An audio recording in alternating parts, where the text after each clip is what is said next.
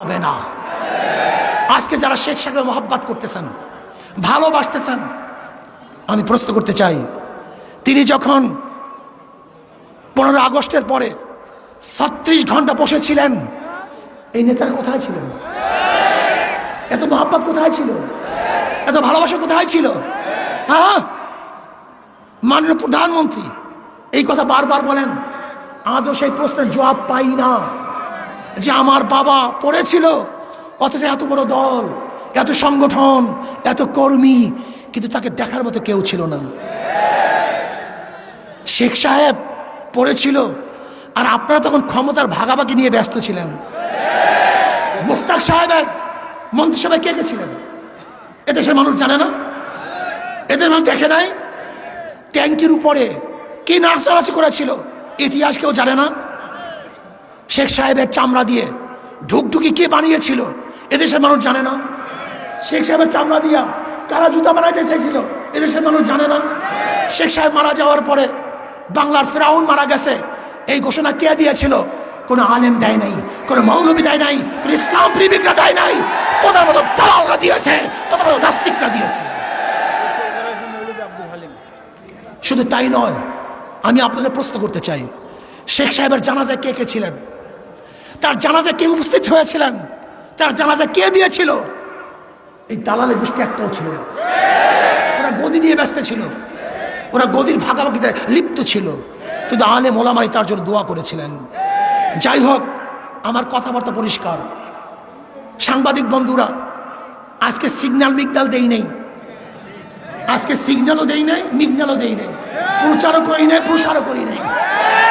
শুনছে, কেস হইছে, এর জন্য আবেগে মানুষগুলি এখানে চলে আসছে।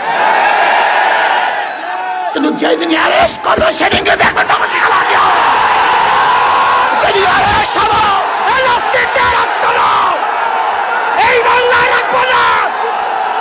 ফয়জুল ভাইয়ের কিছু হলে এ চলবে আমি বাংলা জুড়ে, এ ফয়জুল ভাইয়ের কিছু হলে এ চলবে আমি বিশ্ব জুড়ে, সেকে তোমরা কিছু হলে এ চলবে আমি বিশ্ব জুড়ে, এ সেকে তোমরা কিছু হলে এ চলবে আমি বিশ্ব জুড়ে, সেকে তোমরাই ভয় নয়, রাজপথ চাই নয়। শোনেন, আমাদেরকে জেলের ভয় দেখে কোনো লাভ নেই।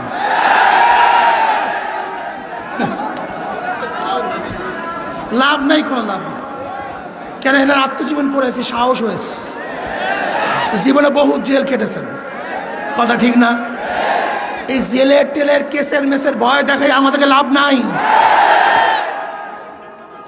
যদি অন্যায় করে থাকি জেলে দেন, আপত্তি নাই, কিন্তু অন্যায় যদি না করি আর জেলে ঢুকাবার দুঃসাহস দেখান, তাহলে বাংলাদেশের জনগণ ইনশাআল্লাহ সেই দুঃসাহস আঘাত করবে,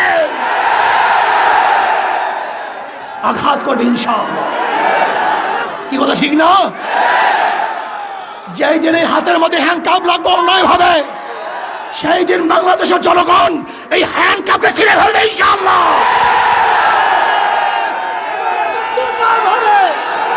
ইসলামী হুকুমত কায়েম হবে,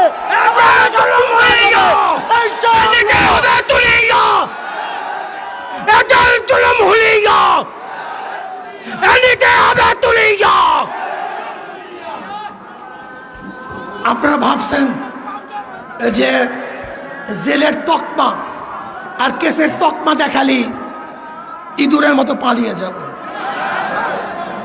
ইঁদুরের বাচ্চা পালাতে পারে, শিয়ালের বাচ্চা পালাতে পারে, ভোজনের বাচ্চা পালাতে পারে, বিড়ালের বাচ্চা পালাতে পারে, কিন্তু শেখ ফজলুল করিমের, সৈয়দ ফজলুল করিমের বাচ্চা পালাতে পারে না। সৈয়দ শাহের সন্তান পালাতে পারে না, ওমরের সন্তান পালাতে পারে না, আবু বকরের সন্তান পালাতে পারে না। মারা যাব, শির উঁচা করে মরব, রক্ত দেব, ইসলামের জন্য রক্ত দেব, জীবন দেব, ইসলামের জন্য জীবন দেব, এই দেশ রক্ষা করার জন্য জীবন দেব। সাম্য, মানবিক মর্যাদা, ন্যায় বিচার প্রতিষ্ঠা করার জন্য প্রয়োজনে রক্ত দেবে ইনশাআল্লাহ। রাজি আছেন ইনশাআল্লাহ? নারায়ে তাকবীর, নারায়ে তাকবীর। নিয়তিত রক্ত, এ রক্তের বন্যায়, এ বেসান্তরের অন্যায়, এ নাস্তিকদের আস্তানা, এটা নিয়ে দাও, পুড়িয়ে দাও। যারা আমাদেরকে জেলে দেখার ভয় দেখান, শেখ সাহেবের শেষ কথা বলি, শেষ করব। একদিন সকালে আমিও রেনু বিছানায় বসে গল্প করছিলাম। আর একটা কথা বললেই না বললেই নয়, খুব গুরুত্বপূর্ণ কথা।